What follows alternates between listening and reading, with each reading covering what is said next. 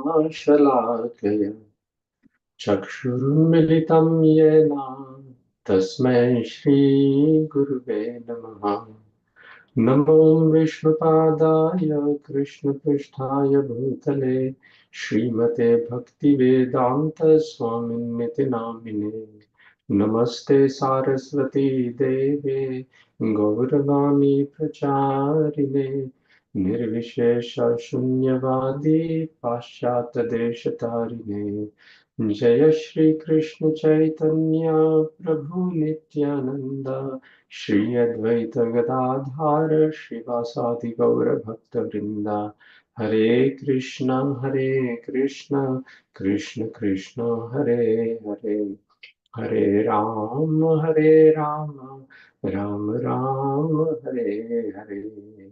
भूतैर्महद्भिर्यमा पुरो विभु निर्मायश्येते यदमुषु पूरुषा भुङ्क्ते गुणान् षोडश षोडशात्मकः सोऽलङ्कृशिष्ट भगवान् वचांसि मे। श्रीकृष्ण शरणं शरणागतं कथा अमृतं सततपीबतम् भक्तिवेदान्तमार्गपन्थनं सर्वलोकऋषिदेव जन्मप्रसन्नं सर्वलोकऋषिदेव जन्मप्रसन्नम्।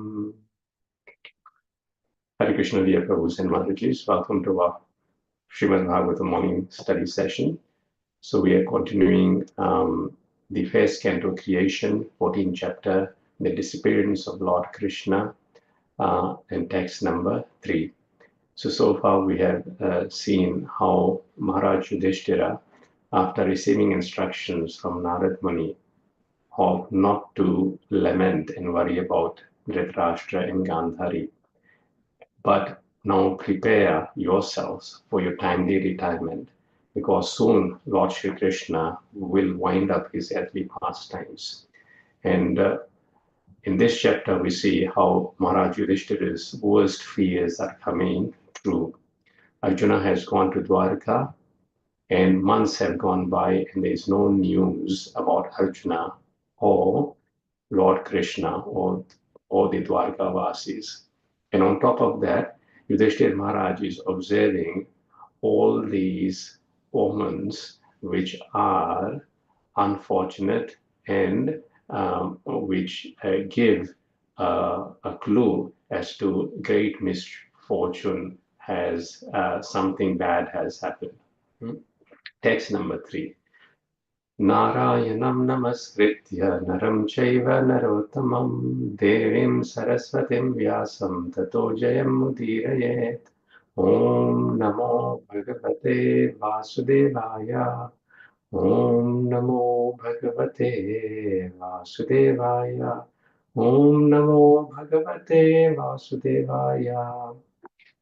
कालस्य च गतिं रौद्राम् विपर्यस्तत्तु धर्मिणः पापी यशिं नृणां वार्तां क्रोध लोभान् रितामनाम्.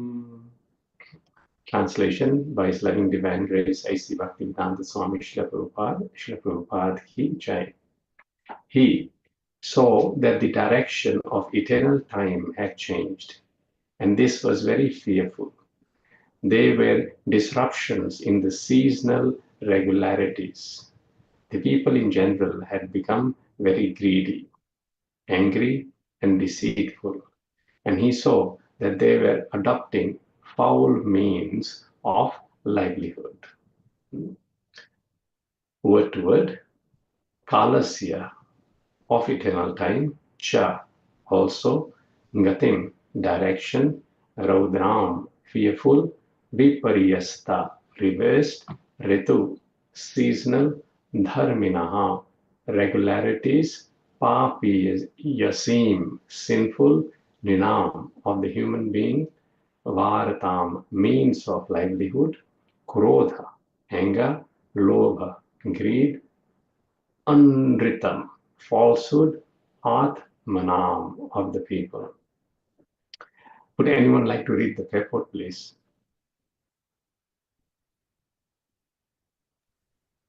Hare Krishna Prabhu, I think. Yes, Mataji. When civilization is disconnected from the loving relation of Supreme Personality of Godhead, symptoms like changes of seasonal regulations, foul means of livelihood, greed, anger, and fraudulence become rampant. The change of seasonal regulations refers to one season's atmosphere becoming manifest in another season. For example, the rainy seasons being transferred to autumn, or the fructification of fruits and flowers from one season in another season. A godless man is invariably greedy, angry, and fraudulent. Such a man can earn his livelihood by any means, black or white. During the reign of Maharaj Yudhishthir, all the above symptoms were conspicuous by their absence. But Maharaj Yudhishthir was astonished to experience even a slight change in the godly atmosphere of his kingdom, and at once he suspected the disappearance of the Lord. Foul means of livelihood implies deviation from one's occupational duty. There are prescribed duties for everyone, such as the Brahman, Kshatriya, Vaishya, and Shudra, but anyone who deviates from his prescribed duty and declares another's duty to be his own is following a foul and improper duty. A man becomes too greedy for wealth and power when he has no higher objective in life and when he thinks that this earthly life of a few years is all in all. Ignorance is the cause for all these anomalies in human society, and to remove this ignorance, especially in this age of degradation, the powerful sun is there to distribute light in the shape of Srimad Bhagavatam. Thank you, Prabhu.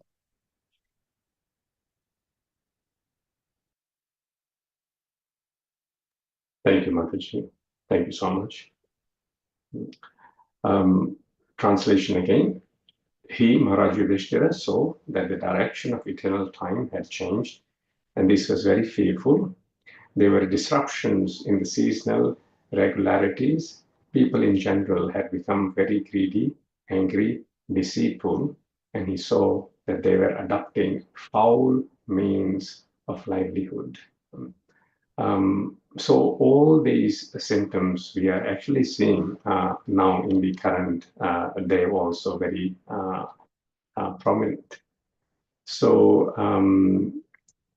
the the seasonal changes, of course, is there, and people will blame it on the greenhouse effect, greenhouse gases due to pollution, and also there's disruptions in crops and its yield. People in general, we can see, are greedy, angry, and deceitful. At even a slight so-called agitation, wars tend to start. And primarily, we see they are foul means of livelihood. In the times of Yudhishthira Maharaj's reign, or we can say even 100 years back, things like butcher houses, liquor houses, brothels, and all these gambling houses, all these things were basically not there. But the modern day civilization we see is very much rampant with these four activities and facilities. And you add to that the digital age in which the access to these kind of activities is very, very easy. You just have to do a Google search and you can have access to all sorts of sinful activities and find out about them. And all this, of course, will naturally decline the duration of human life. And not only that, it will be a source of great fear for all living entities. Because when one takes to sinful ways, then there is no reversing back. The path to gates of hell, namely Kama, Krodha, Lobha, are eternally open for the living entity. I remember when I was in Melbourne, this is going back 25 years back, and at that time, a new premier of the state got elected. His name was Jeff Kennedy, if I remember correctly. And at that time, the government was very much in debt.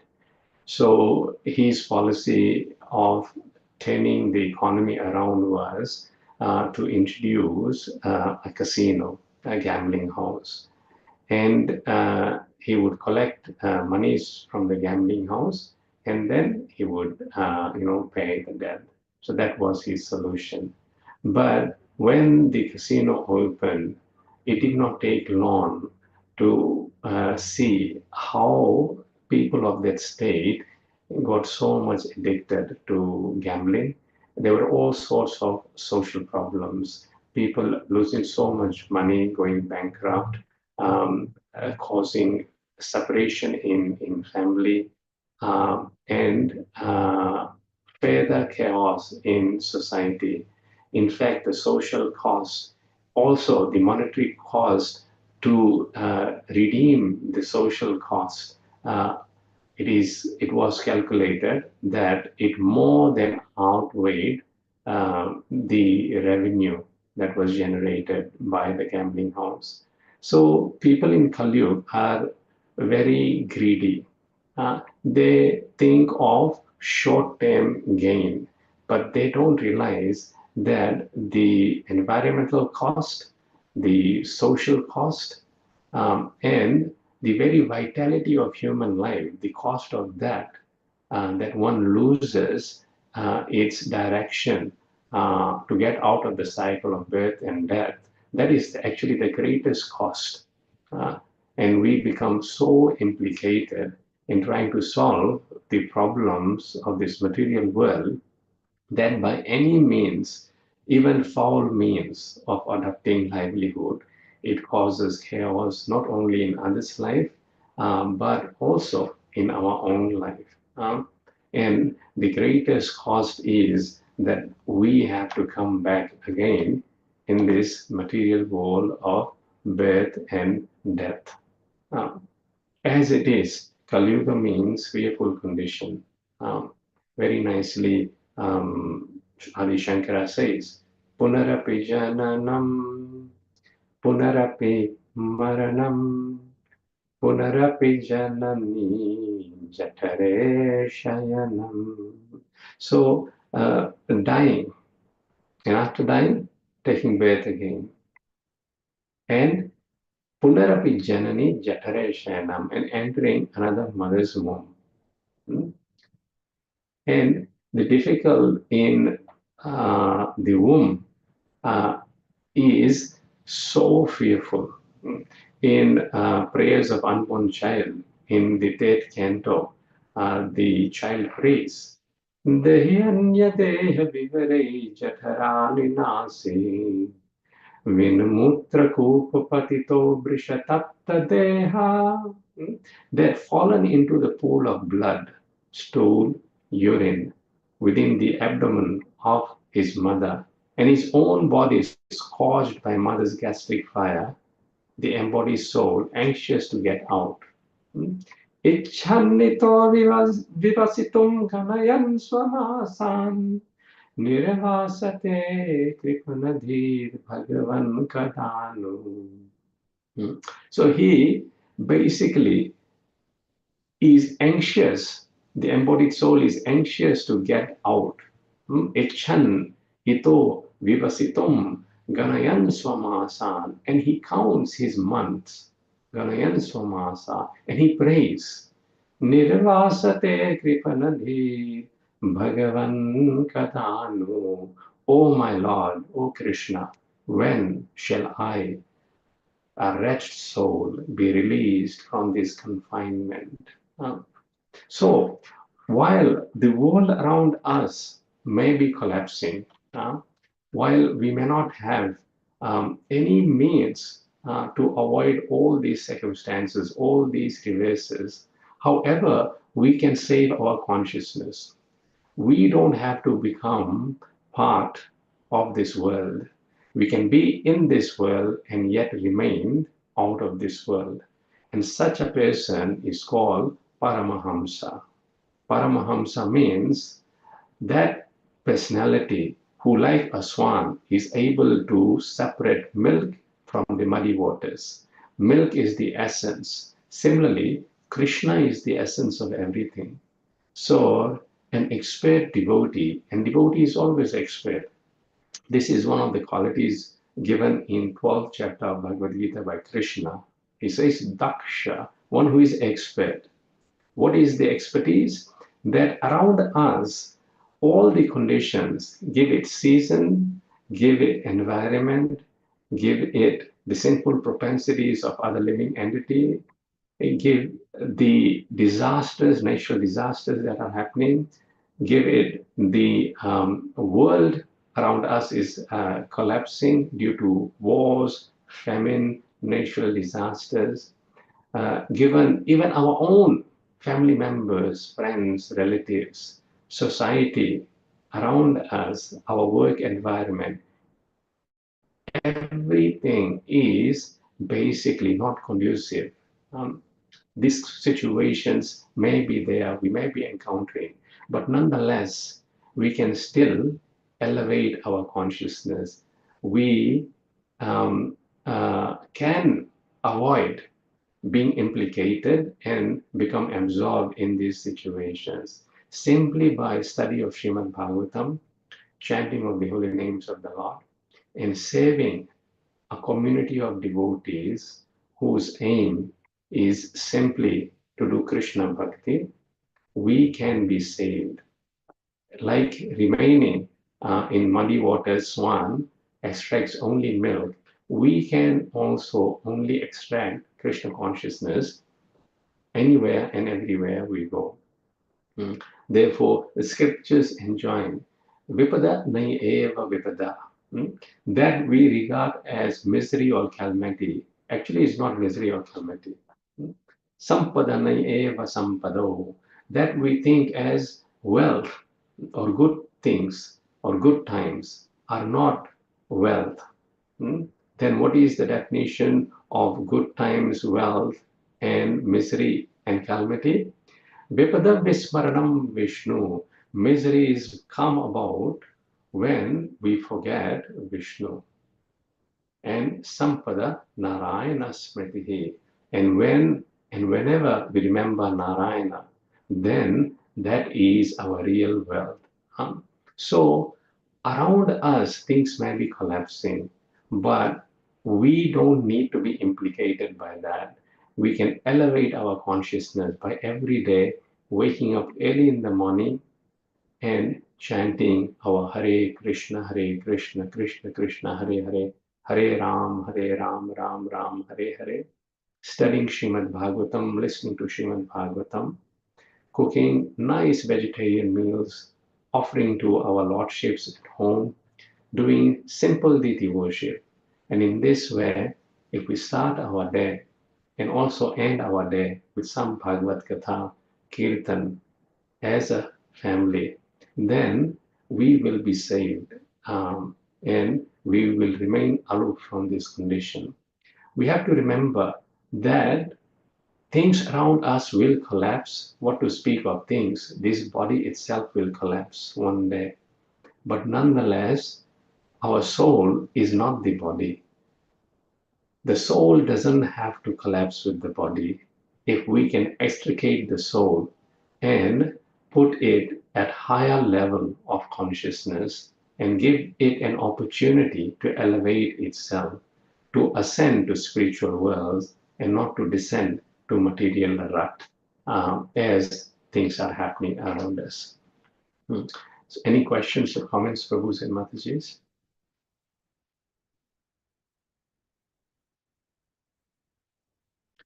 Text number 4. Jivma prayam vyavarhitam Satyam Mishram cha Sauridam Pitrimatra Sruhat Bhartra Dampati Nam cha Kalkanam. Where the symptoms are described. Translation: all ordinary transactions and dealings become polluted with cheating, even between friends. And in familial affairs, there are always misunderstandings between fathers, mothers, and sons, between well-wishers and between brothers. Even between husband and wife, there was always strain and quarrel. Word to word. Jim prayam, cheating. Vyavahritam, in all ordinary transactions. Satya, duplicity. Mishram, adulterated. In cha, and Sruhidam, regarding friendly well-wishes. Pitra, father. Matra, regarding the mother. Surita, well-wishers. Bharatra, one's own brother. Dampati nam, regarding husband and wife. Cha, also kalkanam, mutual quarrel. In Kali Yuga, if somehow the other, if we are saved from these conflicts between our near and dear ones, and what to speak, near and dear, even between husband and wife, then we should regard ourselves as very, very fortunate, because otherwise this thing is very, very prominent. Everywhere, every direction you look, there are problems within and around. Purport by Srila Prabhupada. Would anyone like to read the purport, please?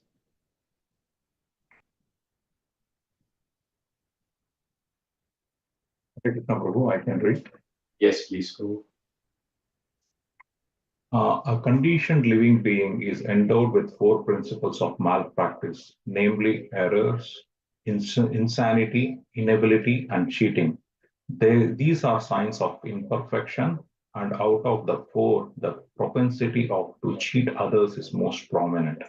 And this cheating practice is there in the conditioned souls because the conditioned souls are primarily in the material world, imbued with unnatural desire to lord it over the material world.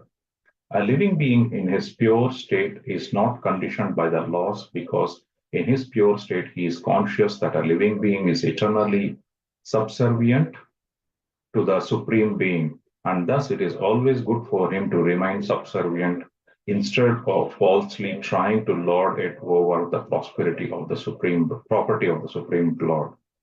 In the conditioned state, the living being is not satisfied even if he actually becomes the Lord of all that he surveys, which he never becomes, and therefore he becomes the victim of all kinds of cheating, even with his nearest and most intimate relations. In such an unsatisfactory state of affairs, there is no harmony even between father and sons or between husband and wife. But all these contending difficulties can be mitigated by one process, and that is the devotional service of the Lord. The world of hypocrisy can be checked only by counteraction through devotional service to the Lord and nothing else. Maharaja Yudhishthira, having observed this disparities, conjectured the disappearance of the Lord from the earth. Thank you, Prabhu. Thank you so much, Prabhuji. As Prabhupada gives the solution, the only solution is devotional service of the Lord, as mentioned in Srīmad Bhāgavatam. Anartho upasamam shakshat, all these anarthas, hypocrisy, and the cheating tendency of the living entity. It is said in Bhagavad Gita, Krishna says, of the gamblers, I'm the cheater. And actually, that's what we are doing. We are trying to gamble by cheating. But we are not cheating anyone, we are cheating ourselves. By denying ourselves Krishna consciousness and trying to find shortcut solutions imbued by desire, greed, envy, and so forth. But these anarthas, anartho upasamam sakshat, bhakti yogam madhokshaje, when we simply do bhakti, loving devotional service to Krishna, then these anarthas are completely uprooted. And Srimad Bhagavatam gives us impetus to carry out our devotional practices in such a way that these anarthas will not touch us.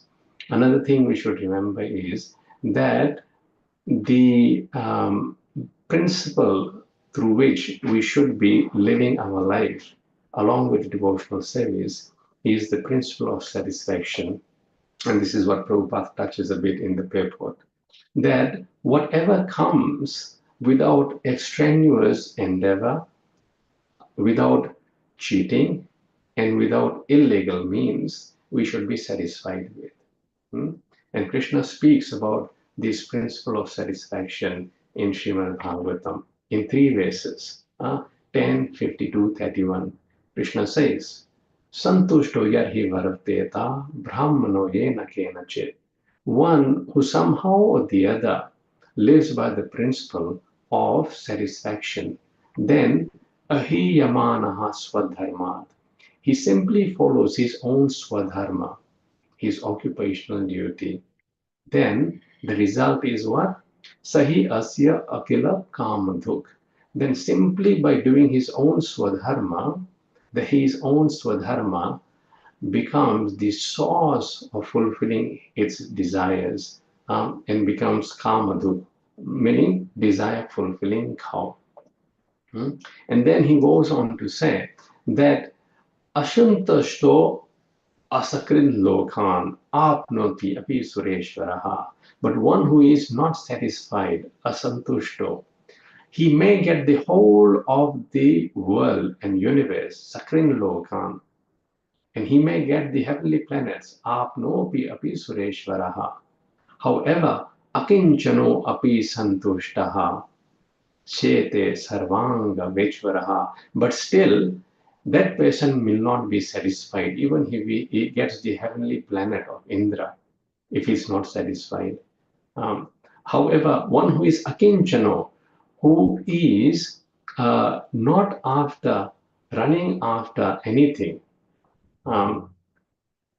but he is api santushto, he is satisfied by whatever comes according to the natural means, then shete sarvanga vishvaraha. This quality is very important. Shete sarvanga vishvaraha means that he is peaceful and his bodily limbs are free from distress. No, if we are not satisfied and always hankering, then we are always agitated. And when we are agitated in mind and body, then this is the perfect grounds for breeding of disease in the body. We become diseased. But one who is satisfied, they look satisfied and they look healthy. So our Guru Maharaj used to say, if not for anything, then our own good health, let's do devotional service and be satisfied. Because this will give us Shete Sarvanga Vijvaraha. This will give our bodily limbs free from distress situation. And the last point Krishna then goes on to make to this Brahmana is Vipran Swalabha Santushtan Sadhu Bhuta Sruhitman Nir Ahankarinaha Santam Namasye Sirasakriti. Krishna says, to such a person who lives by the principle of satisfaction, I repeatedly bow my head in respect to such a person. Namasye Sirasa Sakrit. Krishna says, I bow down my head. So just imagine Krishna bowing his head onto the lotus feet of those personalities who are living by the principle of satisfaction.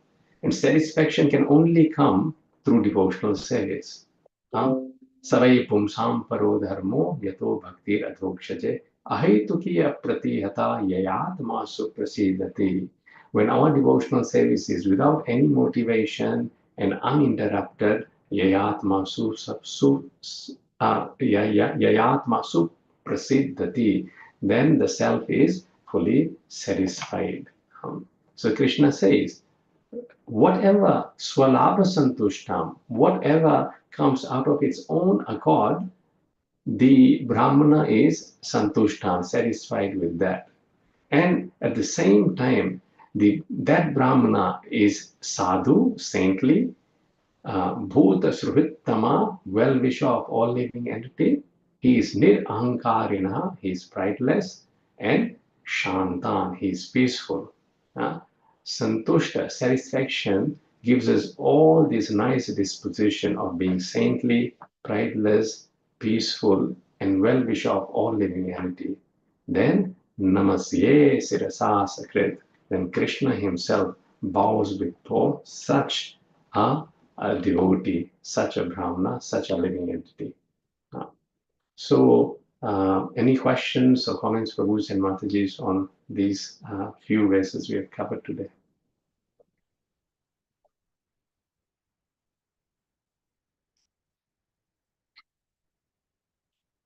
Thank you so much. Have a wonderful Krishna conscious day. Grantraj Srimad Bhagavatam ki jai, Srila Prabhupada ki jai. Hare Krishna.